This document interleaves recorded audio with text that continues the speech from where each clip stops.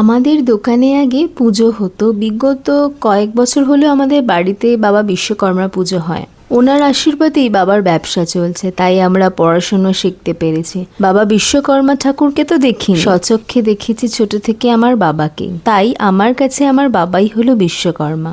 বিশ্বকর্মা নাকি সমস্ত কাজ স্বয়ং করতে পারেন। আমার বাবাকেও দেখেছি সব কাজ নিজে করতে।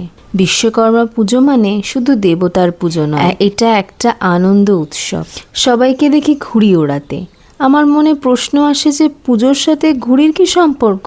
তারপর একটু রিসার্চ করে জানতে পারি এই ঘুড়ি ওড়ানো শুরু হয়েছিল অনেক বছর আগে, যখন মানুষ বিশ্বাস করতেন আকাশী দেবতার আসন। বিশ্বকর্মা দেবতা যেহেতু সৃষ্টির দেবতা, তাই মানুষ ঘুড়ি উড়িয়ে আশীর্বাদ চাইতেন ওনার কাছ থেকে।